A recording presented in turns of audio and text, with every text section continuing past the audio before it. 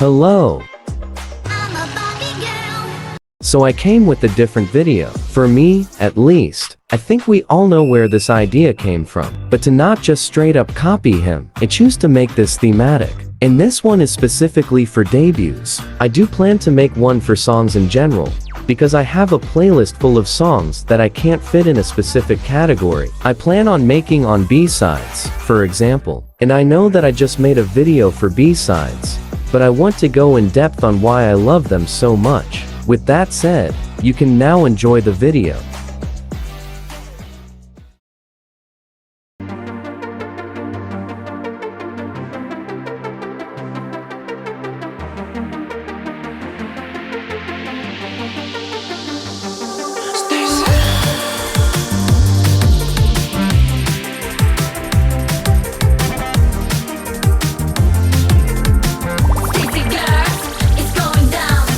Okay, we're starting very strongly, setting the bar up there, with the STAYC girls. We'll never understand why so many people didn't like this song. I guess being tasteless is trendy now. But anyways, this song was released at the very end of the hyper wave trend. If they released this a year after, it would have flopped so hard.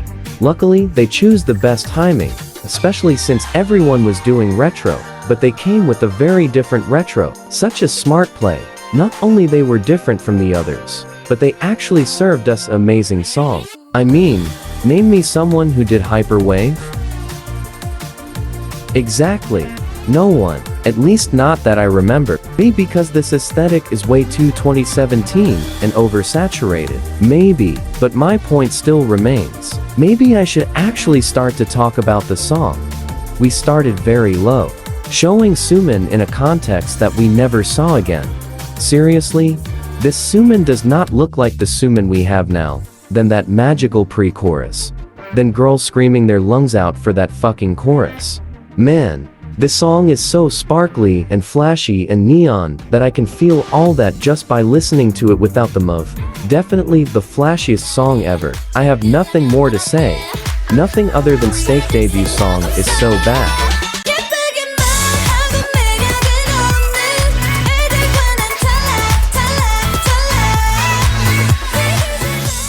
The one who kickstarted this whole generation, the blueprint for everyone, the ones who set a trend on their first day. Is it extremely overdone nowadays? Absolutely, but it was not back then, and that's what's matter. Regardless of what you think of them, you cannot deny the impact this song had. Especially if you was there at that time, man, that was that song.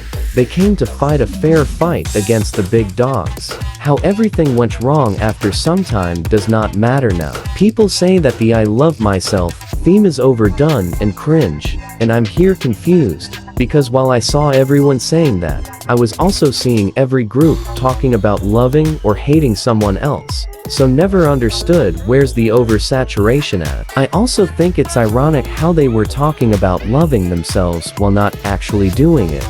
And now that they're more confident and all that, it's the time they're not talking about this topic anymore. But anyways, that was definitely different from anything else.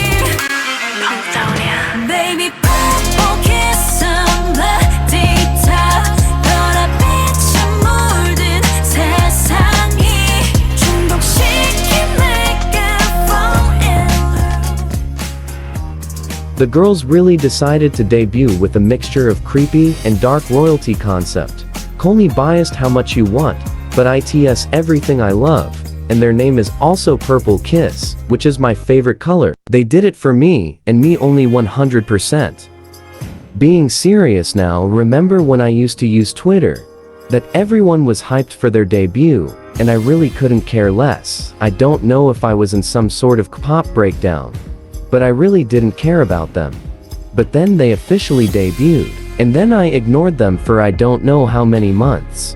I'm pretty sure it was because I was not open to stan new groups back then, and I'm still not, to be honest. It's so rare to see me giving a chance for new groups. Standing groups is exhausting, man, especially when they're underrated. But anyways, Purple Kiss, when I finally decided to give them a chance, I did not regret it all, as I said a million times already. Dark royalty is my favorite concept on K-pop, with creepy being right after, so you can tell that I really love this song. And I really appreciate them for doing this as a debut. And I think everyone here knows that this was never a popular route. I mean, how long it took for Dreamcatcher to blow up. But in my opinion, it looks like they were more worried about making a good song rather than making a trendy song. No shade for the ones who do, will not always pay the bills. Look at Van Gogh.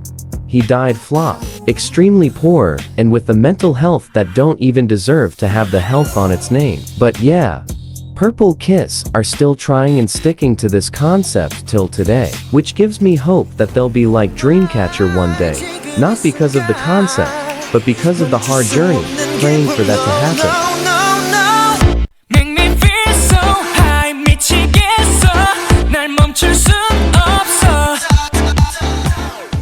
What a contrast. We went from 80 to 8 really quickly, anyways. Bow. We're back at my beloved third generation, where the songs were better, and boy groups were cutter.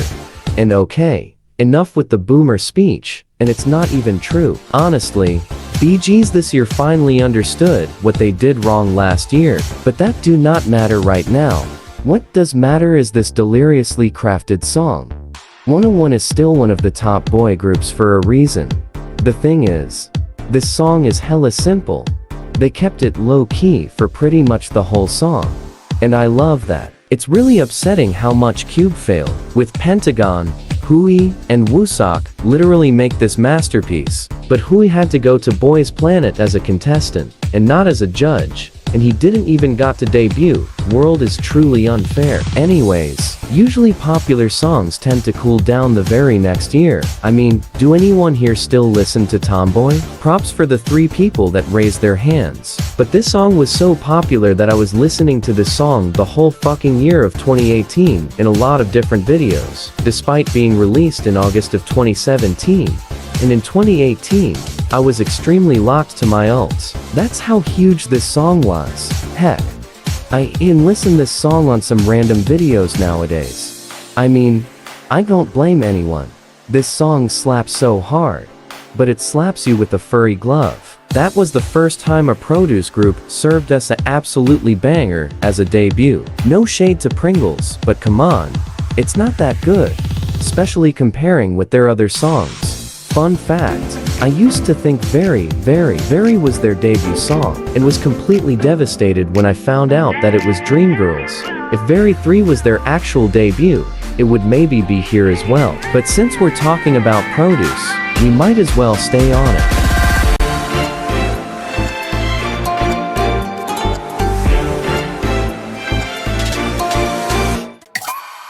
Now talk about iconic song. This song is not only one of the greatest debuts, but one of the greatest songs of all time. But I did not always thought like that. Let me tell you my journey with this song over the years. When this song dropped, I surprisingly didn't ignore it, but I just thought it was okay. If I remember correctly, it was way more interested in rumor. Mind you, it was 2018, Girl Crush was at its peak.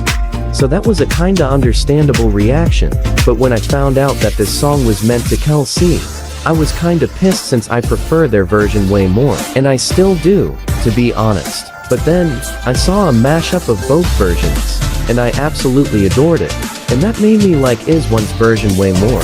A girl crush type of song would have definitely not worked for them. Whoever decided that elegant should have been their main concept should have received a promotion. It's literally the perfect concept for them. Even when they tried Girl Crush as a B-sides, they still did it elegantly. And it's also very appropriated for everyone's ages. It's not cringe for the older members, but also not inappropriate for the younger ones, and also very appropriate for their voices. This is definitely one of the most iconic debuts in K-pop ever. Do I prefer CLC version? Yes, but I grow to love this as well.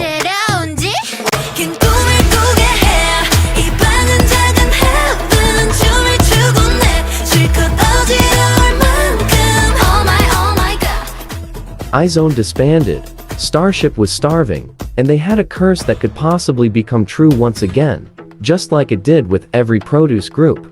So all they had was 6 girls and a dream, and god damn it, It worked perfectly. They choose a right timing and the perfect song.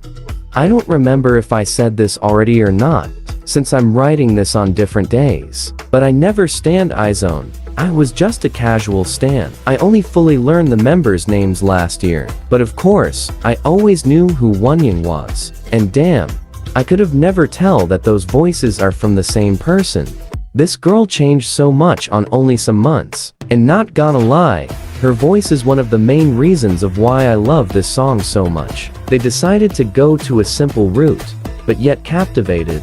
It surely is nothing out of this world, but it don't have to be as well. This song have everything that a song should have. A great intro, chorus, bridge, no unnecessary rap, great high notes, memorable choreography. They did almost everything right. The only thing that I'm not the biggest fan is the styling. It's just not for me, but it's not that important.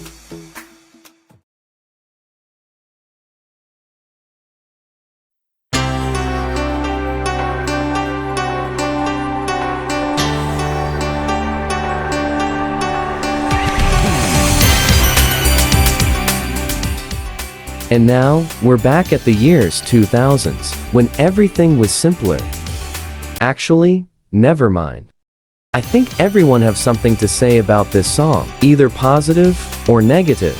But this is undoubtedly the most important and iconic songs ever. I mean, they literally popularized the concept of girl group in K-pop. If we can say that last year was the year of the girls, it's because of them. Before them, boy groups was the meta. Companies only wanted boys. But because of their huge success, companies decided to give girls a chance. And this might as well be one of the most important songs for South Korea. Koreans were literally singing this song on protests because of its meaningful lyrics who talk about working on your dreams, despite the uncertainty that is life, and not to wait for a miracle to happen. As Jessica and Yuri said, 특별한 기적을 기다리지 마. 눈앞에선 우리의 거친 길은 알 수 없는 미래와 벽 바꾸지 않아 포기할 수 없어. there was for sure no song like this ever again. Blackpink is the only third-generation girl group I can remember who didn't cover this song. Even Dreamcatcher did. But it looked like it was a rule. If you're part of a girl group, you have to make a cover of this song. Now, why is this song so popular? No, it's not only because it's girls' generation's debut, but because this song have a very warm, wholesome and hopeful vibe. This song is that character that it's right there to help and give the strength to the main character, since they talk about going into this new world with us.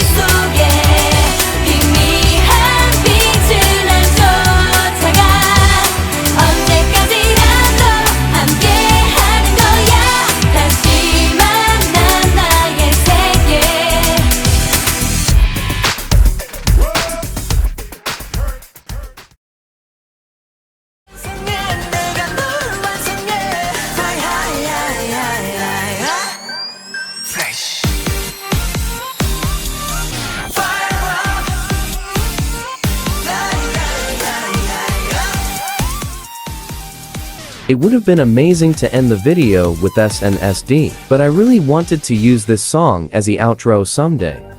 Anyways, X1. I think that for a lot of people, only hearing this name makes them feel sad, angry, or both, which is totally understandable. They were 4th gen leader material with only one song, which is admirable. This song is so grandiose, so powerful.